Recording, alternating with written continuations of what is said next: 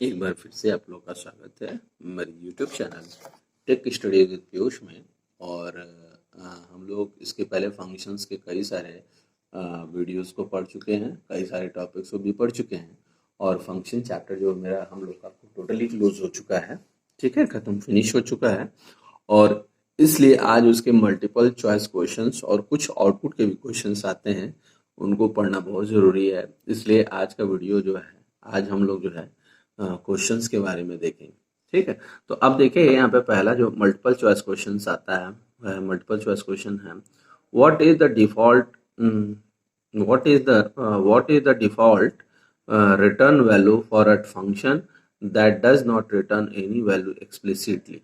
ठीक है, मतलब तो पूछ रहा है कि फंक्शन का डिफॉल्ट वैल्यू क्या होता है जो to a function that does not return any value explicitly. मतलब अगर कोई फंक्शन ऐसा है जो कोई भी वैल्यू रिटर्न नहीं करता है, ठीक है, तो उसकी डिफॉल्ट वैल्यू क्या आती है। तो उसकी जो डिफॉल्ट वैल्यू, हम जानते हैं जब कोई भी वेरिएबल अगर कोई भी वैल्यू होल्ड नहीं करता है तो इसमें लगभग जो है एक जो कोड डेटा टाइप होते हैं उसमें उसमें नंबर, नन नन आपका सीक्वेंस में 3 आ जाता है। तो जो नन होता है, नन का मतलब the function the variable that can not hold any value. तो नन का मतलब होता है कि जो कोई भी वैल्यू नहीं रखता है, तो उसको हम बोलते हैं नन, ठीक है। तो अगर कोई भी वैल्यू रिटर्न नहीं करता है फंक्शन, तो जो वैल्यू होगा that does not return any value explicitly, तो हमारा जो आंसर होगा दैट इज नन। नन हमारा आंसर का क्या होगा, करेक्ट होगा। तो यानी इसका जो आंसर होगा नन। नन का मतलब कि कोई भी डेटा टाइप नहीं है, यानी उसका कोई भी टाइप नहीं है उस डेटा का, ठीक है। तो जैसे हम लोग जानते हैं कि जो टाइप होता है, एक इंटीजर होता है, फ्लोट होता है, बुलियन होगा, लिस्ट होगा, स्ट्रिंग होगा, टपल्स होगा, डिक्शनरी होगा, ये सब टाइप होते हैं, ठीक है। तो हम जानते हैं जैसे इंटीजर में नंबर होता है, फ्लोट में जो होता है फ्लोटिंग पॉइंट नंबर्स होते हैं, यानी फ्रैक्शनल नंबर्स होते हैं।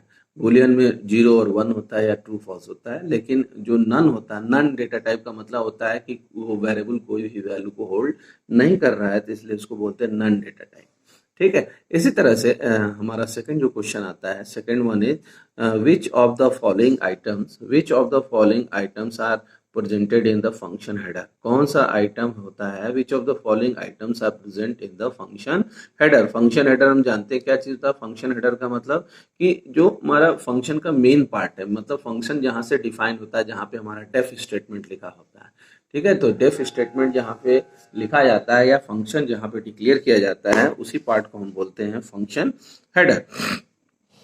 तो which of the items are presented in function header. तो किस आइटम को हम फंक्शन हेडर बोलते हैं।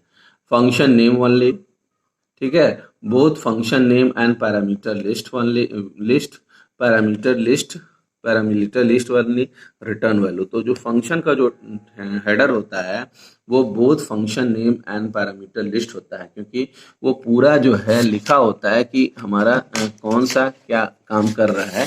जैसे फॉर एग्जांपल इसमें आप देखिए, ठीक है, आर्गुमेंट्स एंड पैरामीटर्स में, तो यहाँ पे क्या है, डेफ सम ए कॉमा बी। तो ये जो चीज होता है ये पैरामीटर बोला जाता है, ठीक है। और ये डेफ है, ये सम है, यानी इस पूरे पार्ट को हम बोलते हैं क्या चीज, यही हमारा फंक्शन हेडर है, ये जो पूरा पार्ट है। तो यहाँ पे डेफ होगा, फंक्शन नेम होगा और उसके पैरामीटर्स होंगे, उसके आर्गुमेंट्स होंगे, जो भी आर्गुमेंट हैं या पैरामीटर्स हैं, ठीक है। तो इसको बोलते हैं हम लोग फंक्शन हेडर, ठीक। इसी तरह से थर्ड जो क्वेश्चन आता है, तो इसका जो आंसर होगा that is both function name and parameter list होगा, ठीक है। तीसरा जो पार्ट होता है, which of the following keyword marks the beginning of the function block. तो the beginning of the function block, अभी हमने बताया कि जो फंक्शन स्टार्ट होता है किस कीवर्ड से स्टार्ट होता है, वो स्टार्ट होता है डेफ से, यानी डेफ हमको डेफ कीवर्ड लगाना पड़ेगा, वहां से फंक्शन हमारा स्टार्ट हो जाता है, ठीक। इसी तरह से नेक्स्ट जो क्वेश्चन होता है, what is the name given to the area of memory where the system stores the parameters and local variable of a function call। यानी which of the name given to a area of memory, हम उस memory की area को क्या बोलते हैं, memory की area क्या बोलते हैं जहां पे हम parameters and local variables of the function call, हम लोकल वेरिएबल पैरामीटर्स को, लोकल वेरिएबल को हम क्या कर सकते हैं, स्टोर कर सकते हैं। तो a heap, storage area, a stack and array. ठीक है, तो उस पार्ट को क्या बोलते हैं? तो हम लोग उस पार्ट को बोलते हैं स्टैक। इसका आप जान लीजिए, स्टैक के बारे में आगे हम लोग पढ़ेंगे भी। स्टैक जो होता है एक एक एक तरह का लीनियर डेटा स्ट्रक्चर होता है, जिसमें हम स्टैक का मतलब कि एक तरह का डेटा स्ट्रक्चर होता है जहाँ पे हम कोई भी वैल्यू को क्या कर सकते हैं, स्टोर कर सकते हैं। और हर स्टैक का एक ऑर्डर होता है, इस ऑर्डर को बोलते हैं लास्ट इन फर्स्ट आउट। यानी इसका जो एक ऑर्डर होता है that is LIFO, last in first out. इस पे एक पूरा चैप्टर दिया हुआ है, इस पे क्वेश्चन, इस पे एक पूरा चैप्टर स्टैक पे। और ये जो है ये एग्जाम में आता भी है, तो इसलिए आप इसका आंसर स्टैक समझ लीजिए। ठीक है, विश वो मेमोरी का वो पार्ट होता है जहाँ पे सारी इंफॉर्मेशन स्टोर की जाती है, वो स्टैक के ऑर्डर में स्टोर की जाती है। और स्टैक जो होता है इसका जो ऑर्डर होता है लास्ट इन फर्स्ट आउट, यानी जो जो एलिमेंट सबसे लास्ट में आया वो सबसे पहले निकलेगा। ठीक है, इसी तरह से क्वेश्चन नंबर 5 होता है। क्वेश्चन नंबर 5 है tick one of the statement following statement is correctly complete the function body in the given code snippet जो है। The pickup of the following statement to correctly complete the function body. हम को function body को complete करना है और इसमें कौन सा करेक्ट है। तो अभी हमने देखा भी था कि जब फंक्शन डिफाइन कर ये पूरा ये फंक्शन हेडर है, ये जो पोर्शन है ये फंक्शन हेडर है। और ये यहाँ से लेकर डेफ से लेकर प्रिंट स्टेटमेंट तक का जो एरिया है इसको हम बोलते हैं फंक्शन बॉडी। ठीक है, तो अब इसमें कह रहा है कि जो मिसिंग है यहाँ पे, ये जो मिसिंग फंक्शन बॉडी है यहाँ पे क्या चीज आएगी, यहाँ पे कौन सी चीजों को हम स्टोर करेंगे। तो हम जहाँ पे फंक्शन मिसिंग फंक्शन बॉडी है, यानी जहाँ पे हमारा फंक्शन मिसिंग है वहाँ पे क्या चीज आएगा। तो यहाँ पे हमने लिखा है def F number missing function body print F comma 5, bracket में इसने प्रिंट कराया 5 को। नहीं, ये फंक्शन को कॉल कर रहा है, अच्छा खुद ही अपना फंक्शन कॉल कर रहा है। तो अब यहाँ पे चाहें तो हम लिख सकते हैं, हम लोग जानते हैं कि फंक्शन में जो हम लिखते हैं वो क्या लिखते हैं, रिटर्न लिखते हैं। तो रिटर्न लिखा जाता है, तो ये रिटर्न लेकिन डबल कोट्स में है। तो रिटर्न जो डबल कोट्स में है ये करेक्ट नहीं है, क्योंकि डबल कोट्स का मतलब क्या होता है, स्ट्रिंग। और यहाँ पे कोई भी स्ट्रिंग नहीं रिटर्न हो रहा है, यहाँ पे नंबर रिटर्न हो रहा है, क्योंकि यहाँ पे जो एक्चुअल आर्गुमेंट है वो 5 है। और 5 किस में पास हो जा रहा है, नंबर में। तो 5 जब नंबर पे पास हो जा रहा है तो यानी ये प्रिंट नंबर ये भी नहीं स्टेटमेंट होगा, प्रिंट नंबर ये भी स्टेटमेंट नहीं होगा। और यहाँ पे प्रिंट नंबर लिखा है, रिटर्न नंबर लिखा है, तो ये स्टेटमेंट हमारा सही है, क्योंकि हम जब भी वेरिएबल को प्रिंट कराते हैं तो हम डायरेक्ट वेरिएबल का नाम लिख देते हैं। तो रिटर्न नंबर ये हमारा करेक्ट ऑप्शन है, तो यानी D is a correct option. ठीक, इसी तरह से नेक्स्ट जो क्वेश्चन है 6 question, which of the following function header is correct. कौन सा फंक्शन हेडर हमारा करेक्ट है। ठीक है, तो अब इसमें जब हम देखते हैं तो def F A is equal to 1, यानी ये डिफॉल्ट आर्गुमेंट दिया हुआ है, लेकिन हम जानते हैं कि डिफॉल्ट आर्गुमेंट कभी भी लेफ्ट साइड से नहीं होता है, हमेशा वो राइट से लिखा जाता है, राइट से लेफ्ट की तरफ चलते हैं।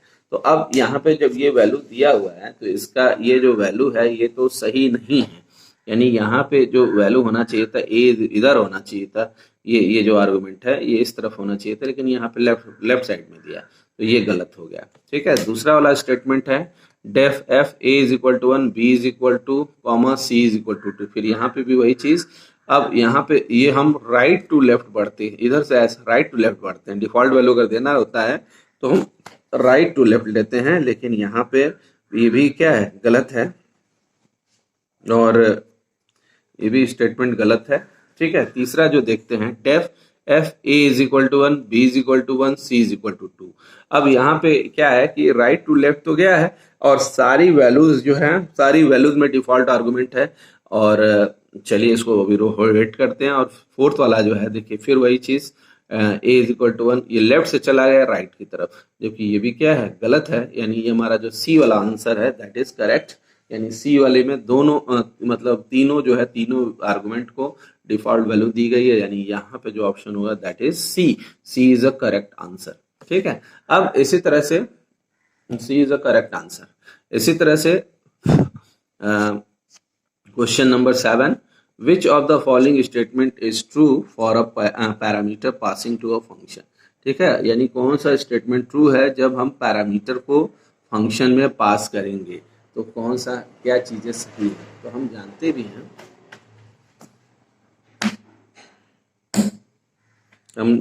हैं, कि पहला जो ऑप्शन दिया है, you can pass positional argument, you can pass positional argument to argument in any order, you can pass a positional argument to in any order, you can pass keyword argument to any order, ठीक है। You can, तो इसी तरह से which of the following statement is true for parameter passing to function, ठीक है। अब पहला ऑप्शन है you can pass positional argument in any order, ये गलत है, ठीक है। हम पोजिशनल आर्गुमेंट को किसी भी ऑर्डर में नहीं भेज सकते, ऐसा ये क्या चीज़ है, स्टेटमेंट नॉट ट्रू, ये हमारा गलत। कौन सा स्टेटमेंट गलत है, तो you can pass positional argument in any order, ये गलत है, क्योंकि पोजिशनल ऑर्डर जो होता है, हम कभी भी आर्गुमेंट को, आप देखिए यहाँ पे ये सब आर्गुमेंट दिए हुए हैं। अब देखिए यहाँ पे positional argument true, time R 10 is equal to 1000, ठीक है। इसी तरह से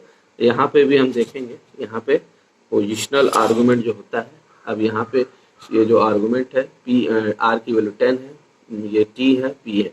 अब जो इसको भेज रहे हैं तो राइट से लेफ्ट की तरफ भेज रहे हैं, यानी जब वैल्यू भेजेंगे, यहाँ पे देखिए अगर x y वैल्यू छूट गया है तो बाय डिफॉल्ट ये x वाली वैल्यू चली जाएगी P में, ये z वाली वैल्यू चली जाएगी T में, और बाय डिफॉल्ट R की डिफॉल्ट वैल्यू कितनी हो जाएगी, 10 हो जाएगी, ठीक है। तो इसीलिए इसको पोजिशनल वैल्यू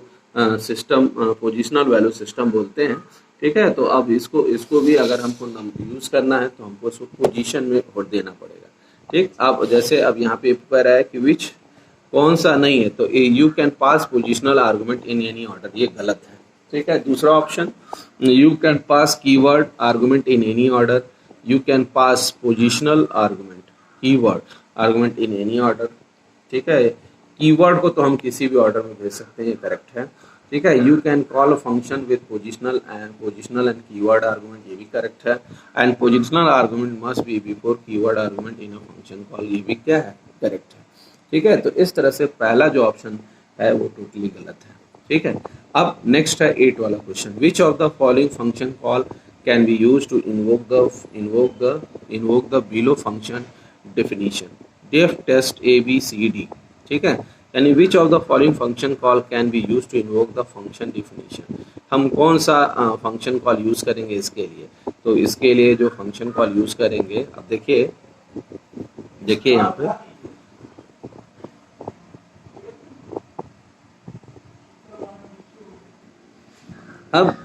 अब जैसे यहाँ पे देख रहे हैं, ये कह रहा है कि कौन सा फंक्शन कॉल स्टेटमेंट सही है। फंक्शन कॉल स्टेटमेंट में जब हम देख रहे हैं तो यहाँ पे ये हमने बोला है अभी कि राइट से लेफ्ट की तरफ चलते हैं, तो यहाँ पे जब देख रहे हैं तो 4 3 2 1, यानी ये डिफॉल्ट वैल्यू हमको इधर होना चाहिए था, तो इधर से चल रहा है, तो ये गलत हो गया।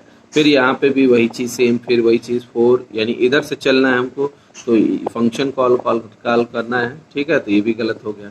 तीसरी जो वैल्यूज़ है यहाँ पे test A is equal to 1, B is equal to 2, C is equal to 3, D is equal to 4, ठीक है। तो अब यहाँ पे जब देखेंगे तो ये हमारा मैच कर रहा है, यानी ये जो 4 वैल्यू है बाय डिफॉल्ट D में चला जाएगा, C की वैल्यू चली जाएगी 3 में, B की वैल्यू चली जाएगी 2 में, और A की वैल्यू किस में चली जाएगी 1 में। तो ये ऑप्शन हमारा सही है। और ये जो पहला ऑप्शन है, यानी यहाँ डायरेक्ट वैल्यू दे रहे हैं, यहाँ डिफॉल्ट आर्गुमेंट नहीं है, तो 1 A चला गया A में, 2 चला गया B में, 3 चला गया C में, और D चला गया D में चला गया 4, यानी फर्स्ट एंड D, यानी A एंड D, ये ऑप्शन हमारा करेक्ट ऑप्शन है। ये भी ये ट्रू है, ठीक है। A और D भी जो है करेक्ट ऑप्शन है, ठीक। इसी तरह से नेक्स्ट अब हम लोग आगे जब देखते हैं तो यहाँ पे जो क्वेश्चन आता है 9 number question, which of the following function call causes error while invoking the below function definition, जब कौन सा ऐसा वो है स्टेटमेंट जिसमें फंक्शन कॉल करेंगे तो एरर आएगा while invoking the below function definition। तो def test A, B, C, D, ठीक है। तो अब इसमें जब हम देखते हैं इसको, तो कौन सा स्टेटमेंट एरर कॉज करेगा। तो अब देखिए पहला वाला 1 2 3 4, यानी ये डायरेक्ट वैल्यू चली जाएगी। दूसरे वाले में अब देखिए दूसरे में फिर वही राइट टू लेफ्ट चलना चाहिए था, लेकिन ये लेफ्ट टू राइट आ रहा है, यानी यहाँ पे जो वैल्यू थी इसको यहाँ से डिफॉल्ट आर्गुमेंट बनाना चाहिए था राइट साइड से, तो इसने लेफ्ट साइड से बनाया, तो ये वाला ऑप्शन क्या है, करेक्ट, गलत है। ठीक है, 9th का। और यहाँ पे भी आप देखेंगे, यानी इसमें दो ऑप्शन इसमें भी गलत हैं, यहाँ पे भी देखेंगे आप तो ये भी लेफ्ट साइड से बनाया है इसने। ठीक है, तो 1 2 3 4 यहाँ पे ये भी गलत है, यानी C and B both options are wrong and correct option is A and D. A and D option is a correct option. ठीक है, करेक्ट ऑप्शन है, यहाँ से वो होता है। ठीक, अब नेक्स्ट जो आते हैं, अब इसके आगे का जो क्वेश्चन है, अब देखिए क्वेश्चन नंबर 10। अब क्वेश्चन नंबर 10 में लिखा है what is a variable definition outside all the function refer to as. ठीक है, जब variable definition, what is the variable definition, ठीक है, outside all the functional refer to as. ठीक है, वेरिएबल डिफिनीशन क्या होगा, जब फंक्शन को हम रिफर करेंगे। ठीक है, तो अब जैसा कि हम लोग जानते हैं कि स्टैटिक वेरिएबल, अगर कोई भी फंक्शन है, अगर वो स्कोप के बाहर होता है, यानी उसका जो एरिया होता है अगर वो बाहर है, तो उस तरह के फंक्शन को हम बोलते हैं ग्लोबल वेरिएबल। उस तरह के फंक्शंस को हम क्या बोलते हैं, ग्लोबल वेरिएबल। ठीक है, जैसे सपोज करिए कि हम एक टिकट लेते हैं। ठीक है, तो टिकट हमने लिए कहीं सपोज करिए कि कहीं मेला लगा हुआ है। ठीक है, उस मेले में हम गए, हमने क्या किया, उस मेले में एंट्री करने के लिए हम अगर उस मेले में कई सारे स्टॉल है तो हम हर स्टॉल पे जाते हैं और एक एक टिकट खरीदते हैं, उस स्टॉल का टिकट खरीदते हैं। ठीक है, तो वो टिकट जो होता है वो लोकल टिकट हो गया। लोकल टिकट का मतलब कि जो उसका जो लाइफ टाइम है या उसकी जो वैलिडिटी है उस टिकट की, वो सिर्फ उसी स्टॉल के पर्टिकुलर स्टॉल के अंदर है। जैसे मान लीजिए हमने सर्कस का टिकट खरीदा, मेले में सर्कस लगा हुआ है, तो सर्कस अगर हम टिकट खरीदेंगे तो वो सिर्फ सर्कस में ही हम देख पाएंगे। ठीक है, इसी तरह से अगर मान लीजिए हमने टिकट सर्कस का ही टिकट देख पाएंगे। और अगर हमने एक कोई ऐसा टिकट है जो सारे जितने भी मेले में जितने भी काउंटर लगे हैं या जितने भी स्टॉल लगे हैं या जो भी चीजें लगी हुई हैं, अगर उसमें वैलिड है, एक ही टिकट से हम सबको किसी भी उसमें जा सकते हैं, तो उस तरह के टिकट को हम बोलते हैं ग्लोबल टिकट। ठीक है, और एक टिकट जो होगा वो सिर्फ लोकली होगा, यानी सिर्फ सर्कस के लिए वैलिड है तो वो लोकल टिकट हो गया।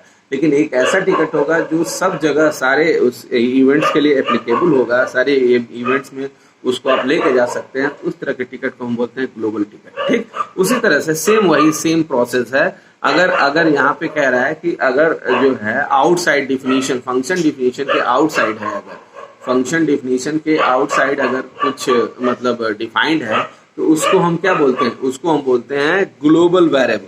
ग्लोबली है, ग्लोबल मतलब कि जिसका स्कोप हर चीज से क्या है, आगे है। जैसे इंडिया में क्या है, इंडिया में CBI है। ठीक है, तो CBI central bureau of investigation, तो इसका जो पावर होता है, CBI का जो पावर है वो सिर्फ इंडिया के अंदर ही है।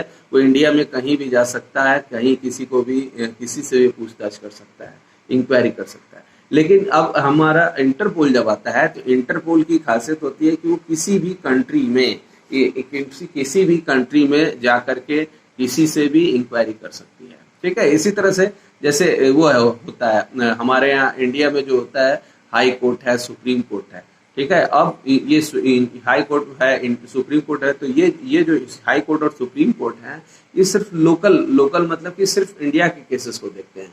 लेकिन अब जैसे वर्ल्ड कोर्ट जो है, इंटरनेशनल कोर्ट जो है, इंटरनेशनल कोर्ट क्या करता है, वो कंट्री के मामलों को देखता है। किसी कंट्री का दूसरे कंट्री से जो भी चीजें होती, जो भी लड़ाई है या जो भी चीज है, अगर कोई प्रॉब्लम है तो उस चीज को देखता है। तो इंटरनेशनल कोर्ट जो होता है वो ग्लोबली होता है।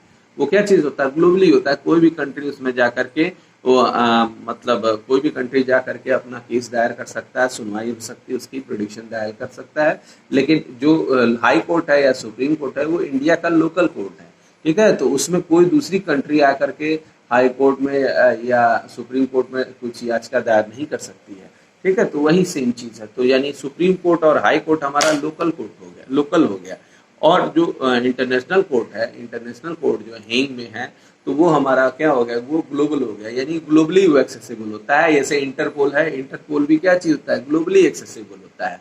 और इंडिया है जैसे इंडिया में सीबीआई है, उसी तरह अमेरिका में एफबीआई है, ठीक है। तो इस तरह से अलग अलग कंट्रियों के अलग अलग लोकल पुलिस है, तो उसका जो दायरा होता है वो लोकल हो गया। लेकिन इंटरपोल हो गया, इंटरनेशनल कोर्ट हो गया, ये सब जो है ये सब वर्ल्ड लेवल पे है। वर्ल्ड लेवल की मतलब कोई भी कंट्री इसमें आ सकता है, जा सकता है, तो वो ग्लोबल हो गया। तो इस तरह से भी होता है। तो अब यहाँ पे आप हम देख भी रहे हैं what is the variable what is the variable definition outside the all the function referred to as। तो इस टाइप के वेरिएबल जो होते हैं जो ग्लोबली डिक्लेयर होते हैं इसको हम बोलते हैं ग्लोबल वेरिएबल्स होता है, ठीक। इसी तरह से the variable defined inside the function refer to as inside the function. अभी हमने बताया कि ऐसे फंक्शन या ऐसी बॉडी जिसका स्कोप लोकली होता है, जैसे आपका सुप्रीम कोर्ट हो गया, हाई कोर्ट हो गया, सीबीआई हो गया, या लोकल पुलिस हो गया। अब देखिए जैसे इसमें पुलिस भी है, हर स्टेट की पुलिस अलग अलग होती है। एक यूपी पुलिस होगी, पंजाब पुलिस होगी, हरियाणा पुलिस है, दिल्ली पुलिस है, तो यानी ये सब लोकल पुलिस हो गए, ठीक है। और इन लोगों का ट्रांसफर भी लोकली होता है। जैसे यूपी में जो भी यूपी में पुलिस एम्प्लॉइज होंगे वो सिर्फ यूपी में ही उनका ट्रांसफर भी हो सकता है। लेकिन अब जो इन लोगों से ऊपर जो केस इन लोगों से सॉल्व नहीं हो पाता है उसको फिर कौन सॉल्व करता है? सीबीआई सॉल्व करता है। और सीबीआई का जो स्कोप है वो बियॉन्ड द स्टेट है, यानी स्टेट से ऊपर है, ठीक है। वो स्टेट के लिमिट से ऊपर होता है। तो यानी सीबीआई को किसी भी स्टेट का कोई भी केस मिल सकता है, तो वो क्या हो गया? सीबीआई भी एक तरह से ग्लोबल हो गया। लेकिन जो स्टेट पुलिस होती है उसको हम क्या बोलते हैं? लोकल पुलिस बोलते हैं, ठीक है। लोकल पुलिस, स्टेट पुलिस जो हो गई वो लोकल पुलिस हो गया। तो कह रहा है कि what is the variable defined inside the function refer to as, यानी जो फंक्शन इनसाइड द फंक्शन होता है उसको हम क्या बोलते हैं? उसको हम बोलते हैं लोकल वेरिएबल। तो दो वेरिएबल होते हैं, एक लोकल वेरिएबल होता है, दूसरा ग्लोबल वेरिएबल होता है, ठीक। नेक्स्ट जो है 12th question, carefully observe the code and give the answer. Def function A, ठीक है। अब यानी यहाँ डेफ फंक्शन ए यानी ये फंक्शन बॉडी फंक्शन हेडर है, ठीक। a is equal to a plus one, a is equal to a plus one. अब देखिए ए वन को जो है इसने कैरेक्टर बना दिया है, और a is equal to a star two, यानी अब इसके कह रहा है कि अब ये हो गया, अब फंक्शन कॉल कर रहा है हेलो, ठीक है। अब यानी इसने a में हेलो को भेज दिया है, a में किसको भेज दिया? हेलो को, ठीक है। तो अब यहाँ पे कह रहा है केयरफुली क्या आएगा, यानी अब 12 का जो आंसर आएगा, अब इसमें कह रहा है कि इसमें कौन सा एरर आएगा, ठीक है। तो इंडेंटेशन एरर, करेक्ट। फिर can not perform mathematical operation on string hello two. अब देखेंगे जब इसको जब हम देखते हैं तो यहाँ पे देख रहे हैं, तो आप देखिए जरा ध्यान से, डेफ फंक्शन ए लिखा है, फिर यहाँ पे एंटर किया इसने, इंडेंटेशन यहाँ पे आया a is equal to a plus one. उसके बाद जो भी फंक्शन है ये इसके नीचे होना चाहिए था, देखिए इसके नीचे होना चाहिए था, लेकिन ये कहाँ पे है? ये यहाँ पे है ना। तो इसका मतलब इंडेंटेशन यहाँ पे इसका सही नहीं है, तो यहाँ पे जो एरर आएगा दैट इज इंडेंटेशन एरर। हम जानते हैं कि इंडेंटेशन का मतलब क्या होता है कि एकदम सीधी लाइन में होना चाहिए था, ठीक है। तो अब इसके ट्रू होने पे ये पूरा एक ब्लॉक बन जाता है। इंडेंटेशन का मतलब क्या बनाना? ब्लॉक बनाना। अब ये ब्लॉक से अलग हो गया, यानी जब ये कंडीशन ट्रू हो गया इसके अंदर आएगा तो ये लाइन एग्जीक्यूट करेगा, लेकिन ये लाइन एग्जीक्यूट नहीं करेगा क्योंकि ये एरर आ जाएगा, इसमें ब्लॉक से बाहर है, इंडेंटेशन एरर आएगा यहाँ पे। तो यानी इसको हम बोलते हैं इंडेंटेशन एरर, और यहाँ पे इंडेंटेशन एरर 100% आएगा, ठीक है। फिर 13 क्वेश्चन, यानी इसका ये पहला वाला ऑप्शन सही है, ठीक है। फिर 13 क्वेश्चन है, 13 क्वेश्चन लिखा है what is the result of the code, ठीक है। इसका कोड रिजल्ट क्या आएगा? डेफ प्रिंट डबल एक्स, ठीक है, प्रिंट डबल एक्स, यानी ये फंक्शन का नाम है प्रिंट डबल एक्स। अब ये एक्सपोनेंट कर दे रहा है, x to the power double star लगाया, डबल स्टार क्या करता है? एक्सपोनेंट पे ले जाता है। प्रिंट डबल थ्री, यानी अब यानी फंक्शन कॉल किया इसने, तो ये प्रिंट डबल है, ये क्या है? फंक्शन कॉल हुआ, यानी यहाँ पे वैल्यू 3 चली गई।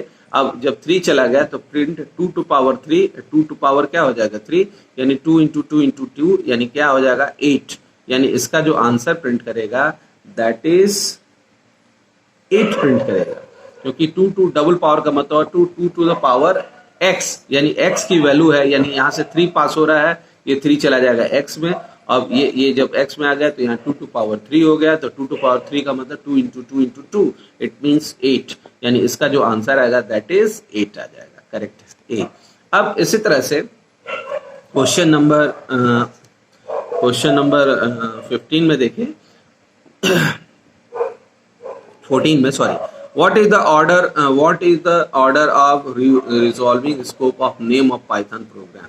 ठीक है, नेम ऑफ पाइथन प्रोग्राम यानी अगर क्या ऑर्डर होगा, हम अगर रिजॉल्विंग करेंगे scope of name of Python program को, तो अब यानी जब इस इन्वॉल्विंग करेंगे local name space including E for L for local name space, E for including name space, B for built in name space और G for global name space. ठीक है, तो ये जो है ये आपका आगे वाले क्वेश्चन में दिया हुआ है और इसका जो आंसर आएगा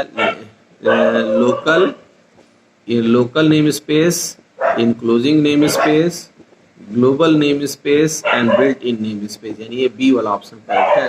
बी वाला इसका ऑप्शन क्या चीज है, करेक्ट है। ठीक है, इसी तरह से नेक्स्ट जब आगे आते हैं 15 जो क्वेश्चन है, which of the given argument type can be skipped from a function call। ठीक है, which of the following given argument type can be skipped from a function call। अब यानी positional argument, which of the given argument type can be skipped from a function call। कौन सी चीज ऐसी होती है जो फंक्शन कॉल में क्या कर दी जाती है, स्किप कर दी जाती है।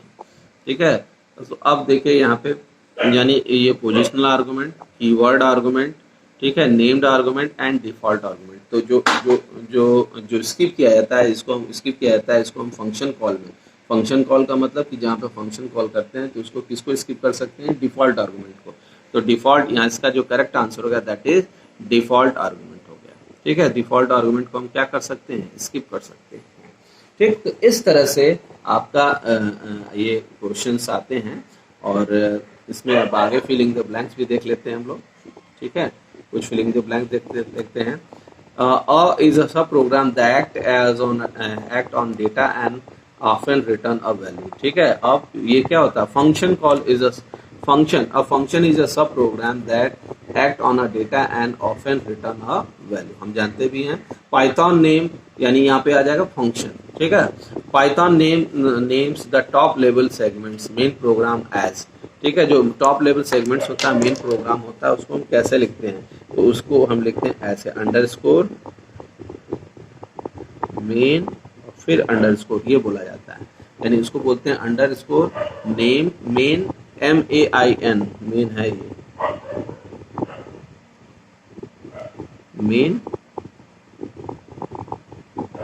मेन फिर अंडरस्कोर बोला जाता है। ठीक है, in Python program execution begin with the first statement of main segments होता है। ये हमेशा पाइथन का प्रोग्राम एग्जीक्यूट होगा जो first segment of main statement, यानी यहाँ पे भी ऐसे हो जाएगा मेन स्टेटमेंट होता है। ठीक है, the value being pass through a function call statement are, जो वैल्यू पास की जाती है, जो वैल्यू पास होता है फंक्शन कॉल के थ्रू, उसको हम बोलते हैं आर्गुमेंट या एक्चुअल पैरामीटर बोलते हैं। उसको जो फंक्शन कॉल मतलब नीचे जो स्टेटमेंट लिखा होता है उसको हम बोलते हैं आर्गुमेंट। उसको क्या चीज़ बोलते हैं, आर्गुमेंट बोलते हैं, यानी जहाँ पे फंक्शन कॉल होता है। ठीक, इसी तरह से 5 the value received in function call definition header are called, यानी जो रिसीव करता है उसको हम बोलते हैं पैरामीटर आर फॉर्मल पैरामीटर बोला जाता है। ठीक है, पैरामीटर बोलते हैं या क्या बोलते हैं, फॉर्मल पैरामीटर होता है। जो नीचे से भेजते हैं वो एक्चुअल होता है, या उसको बोलते हैं आर्गुमेंट, और जो उसको रिसीव करता है उसको हम बोलते हैं फॉर्मल पैरामीटर या फॉर्मल पैरामीटर बोला जाता है। ठीक है, इसी तरह से 5 जो क्वेश्चन है, the value received in function call definition header are called formal और फॉर्मल पैरामीटर बोलते हैं इसको। ठीक है, पैरामीटर हो गया। ठीक, इसके बाद 6 जो है, a parameter having default value in the function header is known as. ठीक है, जो डिफॉल्ट वैल्यू होती है उसको डिफॉल्ट पैरामीटर बोलते हैं। इसको क्या बोलते हैं, डिफॉल्ट पैरामीटर बोलते हैं। और dash argument can skip in the function call statement. तो अभी हम लोगों ने देखा है, हम लोग default argument can be skipped in the function call statement हो गया। Arguments are the name argument with assign value being pass in the function call statement हो गया। तो 8 का हो जाता है keyword arguments are the name argument that assign a values being pass in the function call statement हो गया। To avoid function also return a none value to its caller हो गया, नन वैल्यू रिटर्न करता है। By default Python names the segment with a top level statement main program as 10, यानी इसको बोलते हैं मेन, बोलते हैं मेन, ठीक है। ठीक 11th में है the refer to the order in which statement are executed during a program run, ठीक है। तो यानी फ्लो ऑफ एग्जीक्यूशन, यानी flow of execution refer to the order of statements are executed during a program run। the default value of a parameter definition is function header बोलते हैं। the default value of for a parameter defined in a function header, यानी जो default value होती है हम उसको कहाँ assign करते हैं, तो हम फंक्शन हेडर में असाइन करते हैं, ठीक है। तो इस तरह से हम लोगों ने ऑब्जेक्टिव और फिलिंग द ब्लैंक को क्वेश्चन को देख लिया। अब इसके आगे जो हम लोग पढ़ेंगे उसमें जो है कितने तरह के फंक्शन के जो भी प्रोग्राम हैं, जो भी कुछ आउटपुट के क्वेश्चंस आते हैं उसके बारे में डिस्कस करेंगे, जो हम लोग नेक्स्ट उसमें मिलते हैं। Thank you for watching. अगर आपको वीडियो मेरा पसंद है सब्सक्राइब एंड लाइक जरूर करिएगा। Thank you, have a marvellous day.